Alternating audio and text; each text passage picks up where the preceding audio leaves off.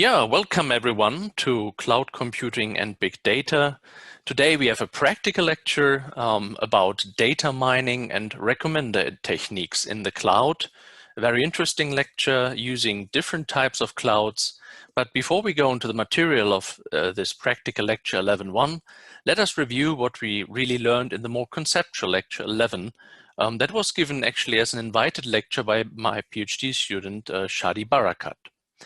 If you remember, we started with association rule mining, and this was a pretty clear example. If you think about sales or shopping data, they have transaction data.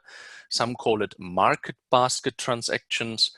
And the example that we basically had as a motivation example was really this analogy, always thinking about diapers and beer always go together.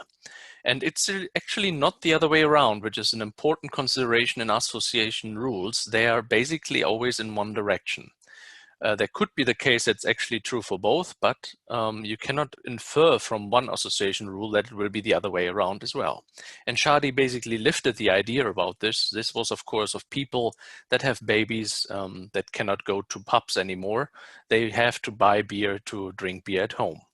So that was, I think, the kind of pattern that we looked at this, your data mining in terms of finding a pattern in the data that exists. And what we're really interested in are then these two steps really. So firstly, we want to know what are the frequent item sets? And we learned there are basically two approaches to this. There was the Apriori algorithm, which was, let's say, finding all item sets that are frequent and was a little bit slow. But then there was also the frequent pattern growth algorithm that is a little bit more focusing on the frequent items only and having an interesting tree structure. So while you see here on the bottom left that the a priori is essentially now doing this frequent item sets in a quite iterative manner, and of course you learned a little bit the last time also about the support measure that you can apply to filter those. Which you really then in the end not consider anymore, you will find this frequent item sets. And from the practical perspective of a shop, you will see that often people will say in the first or let's say the second item set, that's what I already knew, right? So I always knew that beer and diapers go together. But when you go to real shop, you will notice that the human mindset usually ends with having to think around corners. So already when you have introduced three item sets which are frequent, the shop owners and also the clerks in the shop usually not really know everything anymore. And the reason is, of course, because our human mind is limited in thinking about these directions. While, of course, many of these association rules or more or less these frequent item sets will be known, when the more complex it gets, also the more product portfolio you have, of course, then the more difficult it is also for the shop owners or the clerks to know all the details about these rules. And the other approach that we had was then basically the frequent pattern growth algorithm. That was interesting of thinking firstly about having a support and then rearranging your item basket sets. So firstly, of course, you count the support of each of the item sets, you go through it. Then for each item, you have a certain support. So how often was it actually in the market basket transactions appearing? So in the above example, you would have, for instance, beer would be there 3 times. So here in the FP growth, however, the situation is different that I not anymore essentially go iteratively again and again through the different frequent item sets. Here, I directly look on the items that are shopped. I do a descending order, and I think the details have been discussed by Shadi already, but you do a descendant order of the item sets and the support, and from this, go back to the market basket transactions and reorder them based on the essentially maximum support, which you directly start with when you think about constructing the tree. So you start with a null root, you're creating the first market basket, then depending on the descending order, so to speak, from the support measure. And by iteratively going then through them, you will see that you create a tree.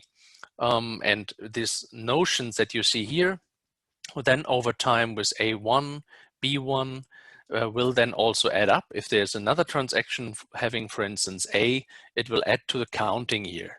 Now, the other interesting thing is then in the second part of FP growth, we do something kind of the conditional pattern base in the frequent pattern tree that is actually is creating here. And these are these interesting linked list connections where I directly know where is exactly my node link to these different items, right? So this, of course, then also means you kind of have a linked list between the nodes.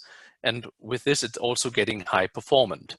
And the performance was really nicely revealed by Shadi, having really a script that shows the difference between Apriori and FP growth. I'm just repeating this a little bit here, also out of a paper that really clearly shows with the Apriori, we have particularly a problem if we get up to many transactions. So if you have a couple of transactions, that's rather fine.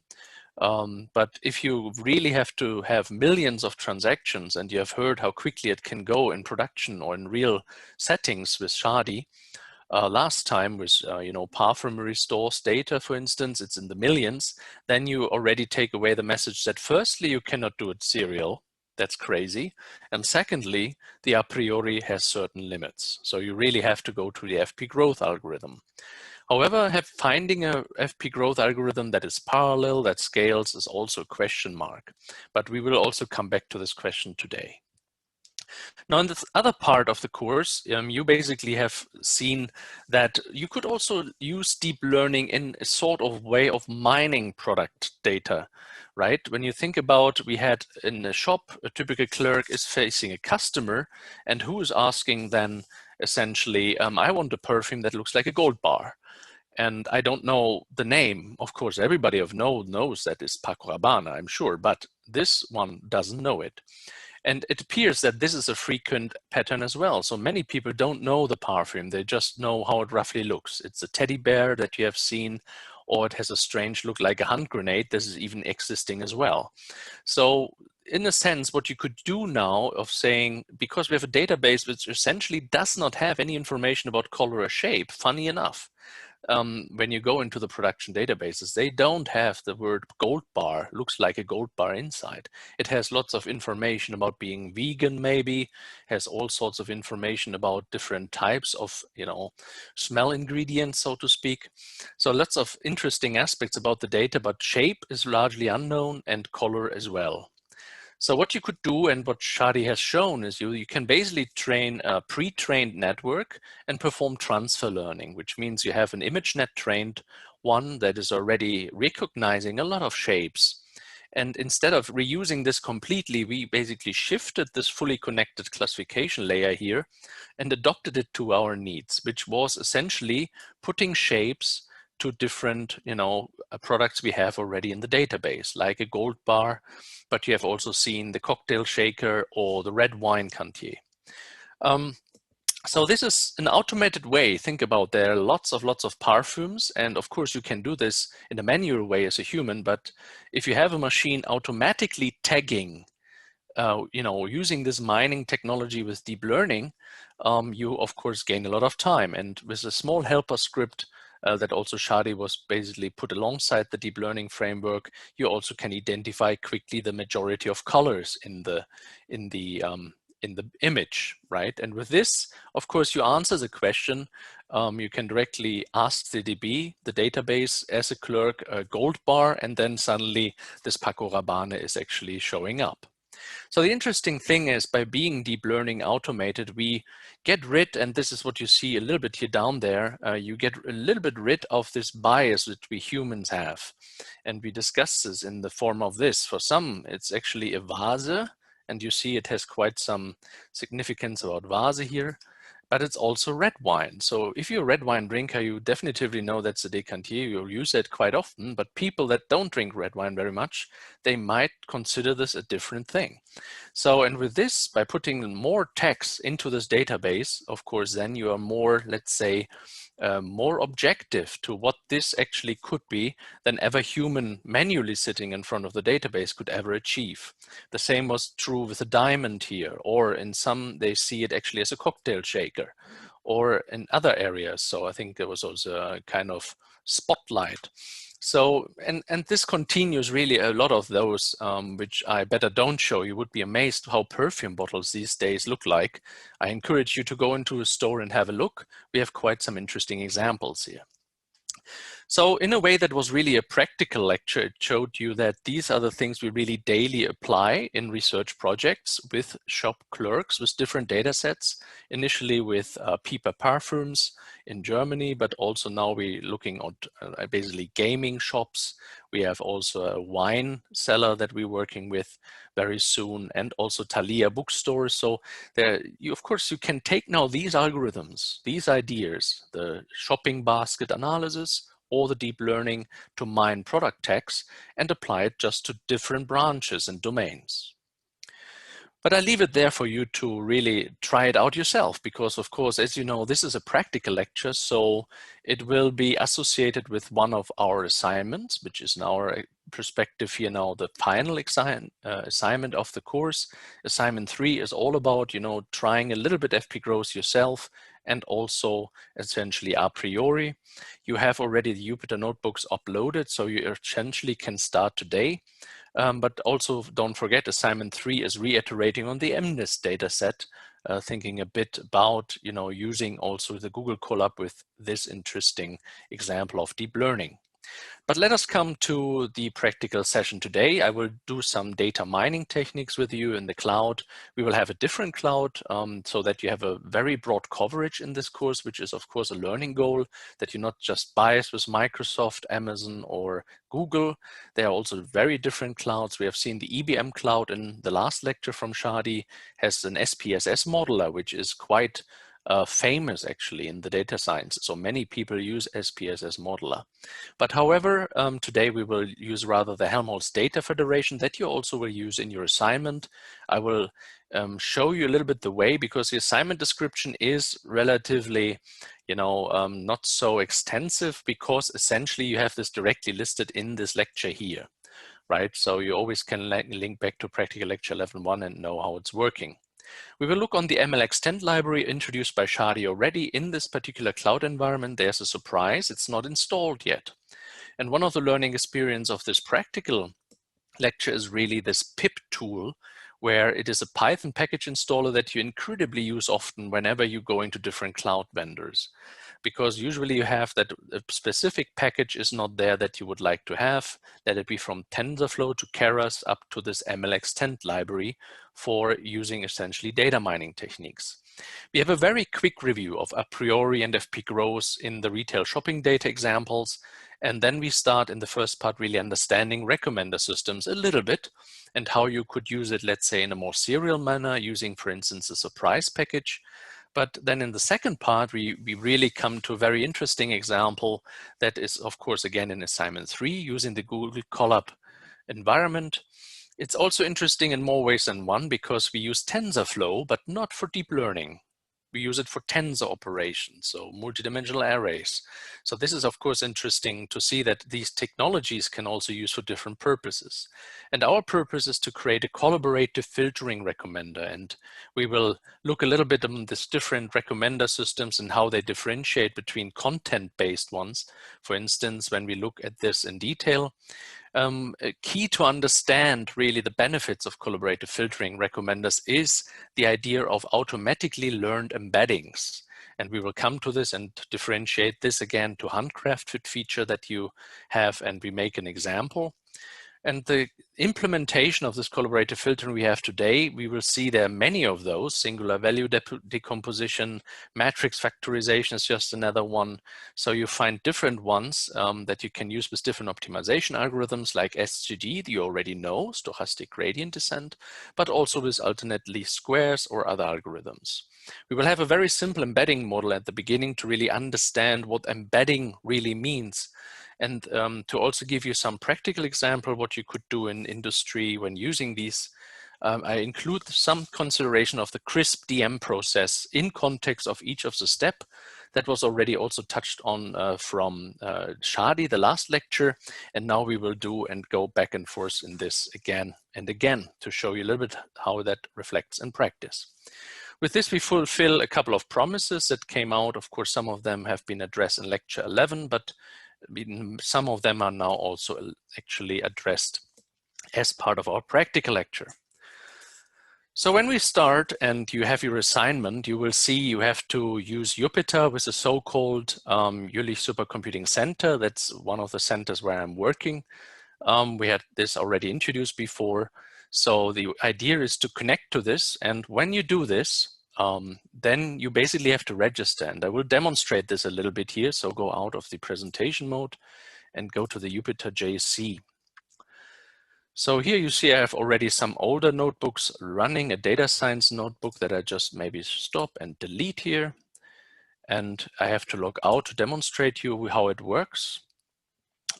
Basically, when you go to this Jupyter JC webpage, you will see two options, login and register. And for you, of course, you should register here.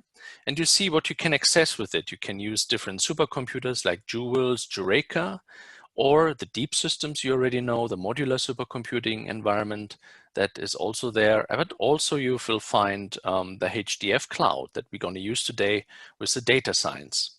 So for you, please then go to register. Once you register, you come to another tool called UDOR. UDOR is a mechanism where a JSC, so the Jülich Supercomputing Center, is actually managing all the accounts. So here you see I'm already registered, but please register here. Once you register, you will see you get an email address that you have to specify. And once you specify it and send confirmation mail, then you have to click on the email link and then you actually registered. You can log in. And I don't redo this. I think this is almost clear from every cloud provider today. So in the end, we just go there and log in.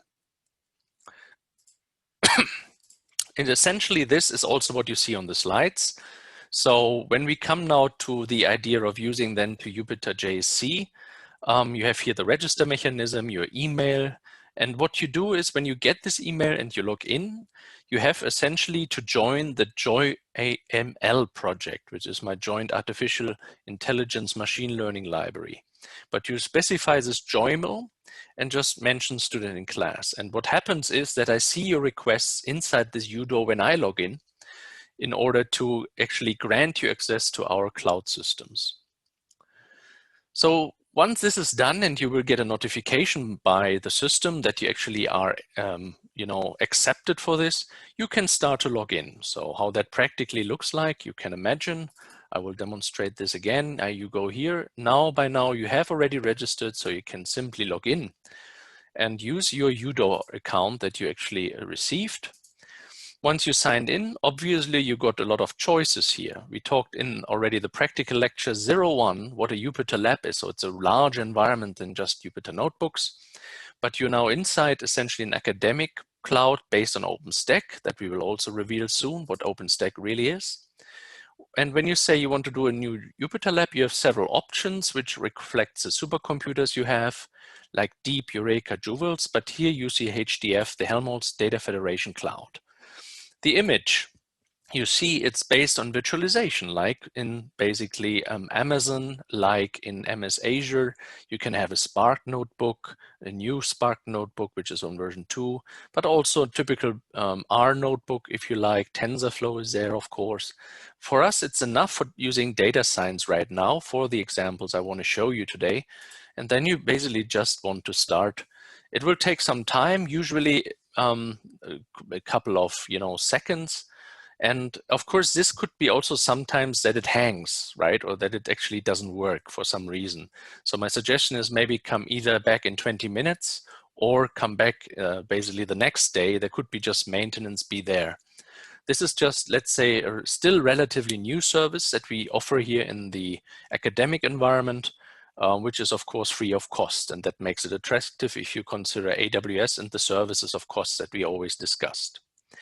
So being inside the Jupyter lab here and the Jupyter notebooks that you can offer, you have seen here different aspects. First of all, you can quickly go to our HPC systems. That is expected, right? Because we are a HPC center.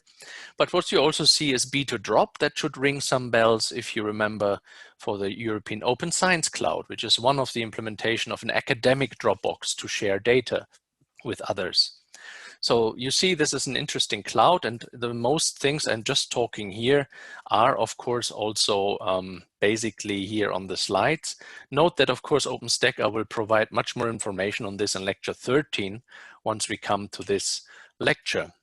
Now, there's a trouble if you go to this cloud, and this is not really a big trouble because you will notice that wherever you go, you usually have a chance to install things. If you use, for instance, AWS AMI, you know, the image for machine learning, you can use these commands. And wherever you go, usually if you don't have a SAAS setting, right, in IAAS or PAAS settings, you usually have the possibility to also install packages. And this is just an example that you also have to do in your assignment, that you have to pip install this MLExtend library. So I will actually shortly demonstrate this. So essentially, before you do anything in the notebooks using Julia, R, Python, or something like this, do the terminal, which essentially gives you an SSH login. You notice you don't even have a key to go therein. I just had my username password. And from here, you essentially on the Unix level inside the cloud see lots of interesting aspects related again to B2Drop. What you also see on the left-hand side, a bit more beautiful as a click and GUI option. But what we want to do is essentially just say clear and pip install MLExtend. And essentially this is also what you see here on the screen, so I don't really do something new here. You will sometimes notice that this could take time. So essentially saying that the first attempts maybe to download it will fail. Some of them will work. A little bit similar like the attempts you have in some of the assignment that in the first time it doesn't work. So sometimes you just have to wait. You see here, for instance, we apparently had a retry for some reason. There was a timeout error. There could be different reasons for it because we are in a very protective environment. So, but you see also that it should work here. We have a successfully installed MLExtend. And this is the, let's say, engine behind. Basically, we are still in the Jupyter, just one level below on the operating system level where we installed the package. Now, the beautiful thing is we have it now available also in the Jupyter space. And what we have to do is what you know already from the other assignments, essentially upload a Jupyter notebook, right? And this is what you have already. In our case, we will use here the Apriori notebook. That is also uploaded to Canvas. I open this. Of course, you will see a very, let's say, small idea of what also Shadi was presenting with diapers, beer, bread, and cheese. And sometimes, of course, nothing in the shopping basket anymore. But I don't want to go too much into functionality. You should exploit this when you do your assignment and make some snapshots, basically that I also see that it's you. You can always see that it's you basically here on the URI. So please, if you are doing your assignments, make the screenshot so that I also see that's uniquely you. You'll notice also something, we need a retail data set. So this is of course something which is also already available to you and which needs to be uploaded too. So essentially having this retail data set is a CSV, a comma separated file that we also have here inside. And this is, of course, actually using this. Now, essentially, we have a Python 3 that is fine here. We have the MLExtend library. So what we have to do is a little bit, you know, maybe clear all the output. You can do this by actually going here to edit and clear all outputs. You see it's still my previous run there. And then you do the Shift Enter, as you know, usually. From your other assignments or from your other work, we read the data set, we do essentially a head here, just want to know how it looks like. And you can consider as just was also Shadi and I was in the, let's say, review of last lecture was alluding to, that this is just essentially a typical way of having a shop it basket with bread, wine, eggs, meat, cheese, and so on. And then basically have different ones line by line. Here we basically transform this and will then look a little bit on the uniqueness. It is a data understanding inspection case, as you also know from our other assignments that usually what you do. We will do a one-hot encoding of this. This is a preparation for the algorithms that requires in the implementation of MLExtend a certain data structure, we did nothing else than having this comma list now from bread, comma, cheese, comma, meat, put into where it actually is actually to 1 when it really appears in the shopping basket, or 0 if it doesn't appear. So then essentially it's the same information. And then when we took the a priori, admittedly, it's a very, very simple data set, right? So here you see the support and for the different item sets, so how often they actually appear and how many % of all the shopping baskets. And then we learned this is the first step you have to do for association role meetings, identifying the frequent item sets. But what is the second part of it is really then forming rules out of this. And of course, generating the strong association rules must satisfy certain constraint, like a minimum support or minimum confidence, things which are also Shadi was alluding to.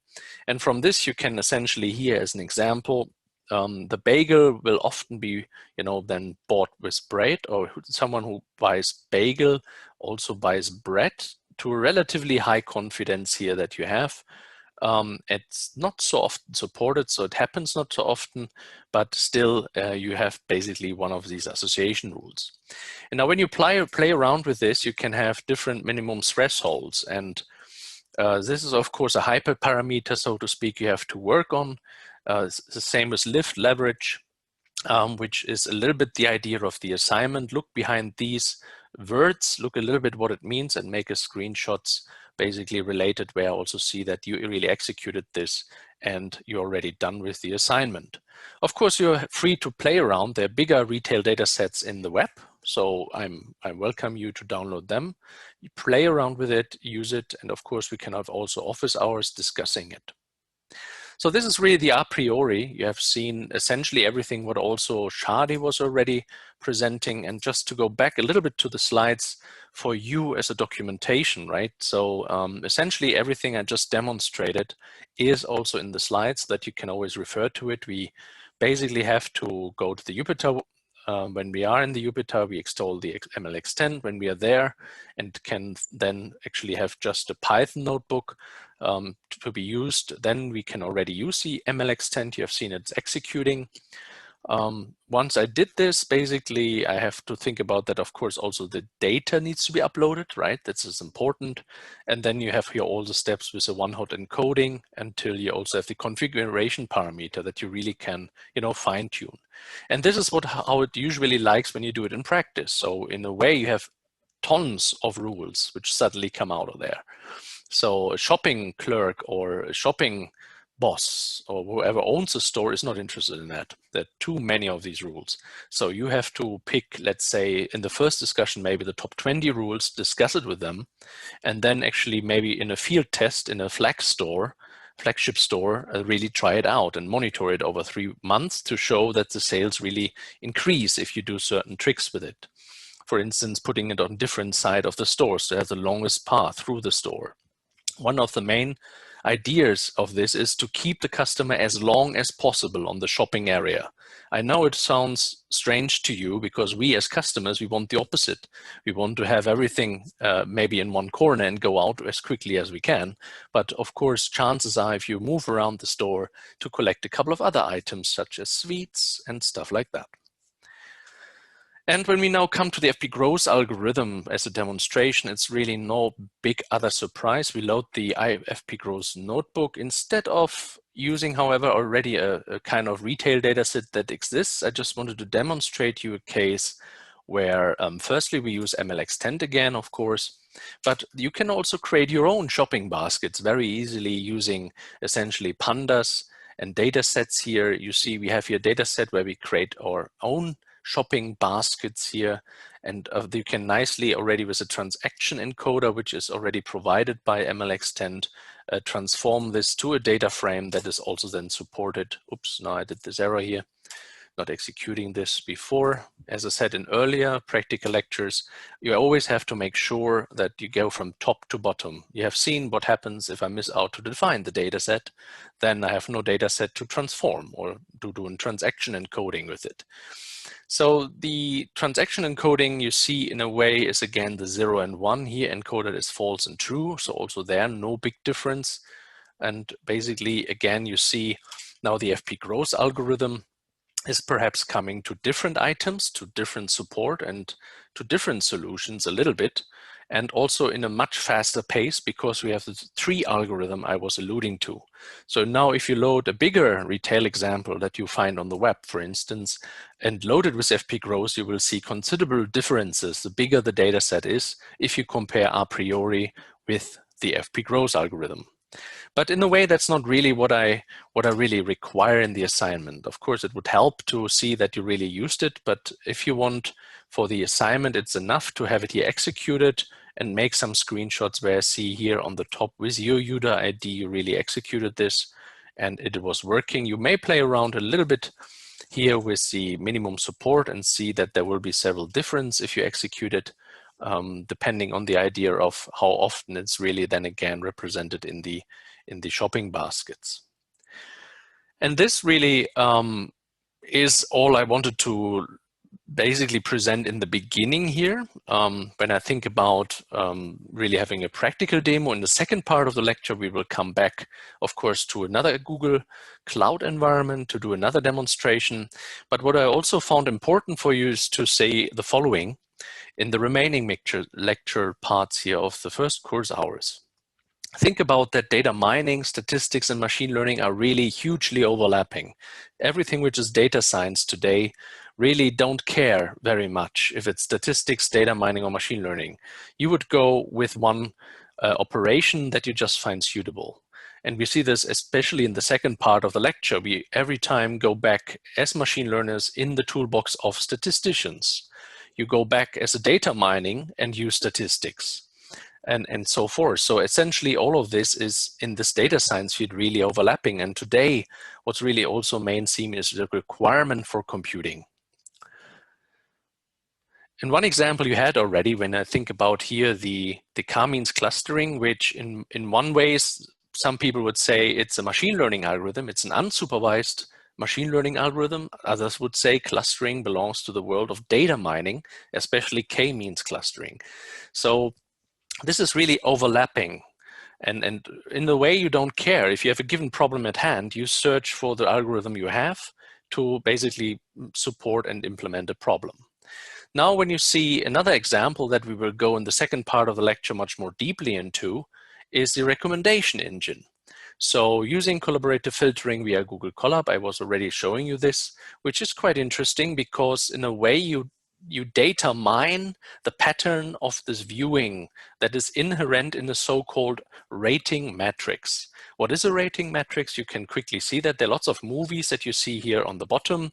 And of course you have several customers like from Netflix or Amazon Prime, and they have a legend of, giving different ratings, which gives you a customer ID to a specific movie ID and then performs a rating. What you get out of this essentially is then a large, when you basically sum up all the different ones in the kind of structure you see here, you have all the movies around here, which we call also items, the movies, and then also the users, and you have a rating matrix. And here the idea of collaborative filtering is really not to say what would other people would have looked. It is rather to recommend you what other movies are out there, what similar personalities than I have looked. So it's much stronger, much more precise to the point, and we will come back to this in the second part of the lecture. So it's another form of data mining, using these recommendation systems, and there are actually 2 of them. One is rather content-based, right, where the personality is unimportant that looks it. It's just basically saying the tags in the database. So a cowboy movie has certain cowboy gene tag associated to it. A little bit like we had also with the gold bar in the perfume example. It's basically a database lookup in the sense you don't really have a large machine learning system necessarily. Much different is the collaborative filtering based or customer based recommendation systems. Here you look and really identify other customers first, which are very similar to yourself, looking in the movies you looked before and those they looked, and merge and have a similarity around this. And then of course recommend those that the similar personality has looked because there's high chances that you really like it. And there are different algorithms for it. Singular value decomposition, matrix factorization is the one I want to leave here on the table for you in the second part of the lecture. But let us review what it really means to do this collaborative filtering now by having some approach review here. You see essentially here a sports guy who is in a way very similar, even if he is just, let's say, a runner, than someone who's, doing a bicycle run. Still both having, want to have some pizza every now and then, but also some salad because they're sports guys. And this is very true maybe also for the bicycle guy, but what they are very similar as sports guys, and they maybe drink some cola, but the other guy didn't really drink cola yet. So if you now basically say after a long ride on the bike, you really basically recommend it to him, there's high chances because the personality is similar. So this is the general idea about this. The challenge is there are very different algorithms for the rankings that you have. You can imagine that the rankings you have, the ratings, are all differently encoded. Some are very sparse. In movies, for example, chances are that you as a user didn't have seen all Netflix. You just have seen 10 or 5%, even if, of all available material. So essentially you face in this matrix that I was alluding to with the ratings, a very sparse matrix, and you have to work with algorithms counter basically these biases. And we will see how that materializes when we have the second part of the lecture today. So there are essentially two different techniques. You would have memory-based and also model-based techniques. We focus here a little bit on the model-based ones, which are again even neural nets that you can use, but also things like singular value decomposition or matrix factorization. So this is quite nice because they work with so-called dimensional reduction, and which is good. So they scale, of course, and actually computationally are then advantage. But of course, what the disadvantage is that you can hardly explain it sometimes. You have a so-called embedded feature structure, and we will learn in the second part of the course today, what is this embedding? So you learn certain hidden latent features in the data, which is very hard to explain and say, basically you like the cola because this was 0.57 in your case. So the explainability is of course here the question, but in a way, industry doesn't matter because if you buy it, if you buy the recommended products, that's all what they want. Again, think about that they're not really interested several times in causality. They're interested just, that it works. Now, when we think about famous dataset examples is, of course, like and unlike. Famous examples are in retail that basically if you have the same opinion, you really can see on the right-hand example, you can really predict when the likes and dislikes of certain products are very similar. And let's assume you have that not with these 4 products here. You would have that over a span maybe of 10,000 products. And you find interesting personalities that often a subset really like the same things, like books, for instance, is a very common practice. Then you have a very nice way how to use collaborative filtering with this. And of course, the challenge is here the computing again. In really production settings in industry, these are billions of transactions to look through, to organize. And of course, unfortunately, also what we see in some of the practices, the ratings doesn't exist. But this is not always the biggest problem because in a way you can say buy or not buy is already a rating of 0 and 1. But of course, these algorithms perform best if they have a scale, if they would have a notion of 1 to 5, for instance, of ratings, if you rate the product and not just yes and no to buy. Now, this is an enormous potential for all shop owners to do cross-selling of products. And of course, cloud computing really can help there a lot because it's computationally very expensive. If you want to try it out yourself a little bit, you see here one example of this matrix factorization algorithms is SVD, and it's nicely supported here on the right-hand side that I use really in production in some of the stores with a surprise package. So if you have data sets which are not too large, actually you can use that and let's say play around a little bit with this. as soon as it grows, of course, you have to think more about the distributed setup. And this is also what we will do when we really use cloud computing in the second part.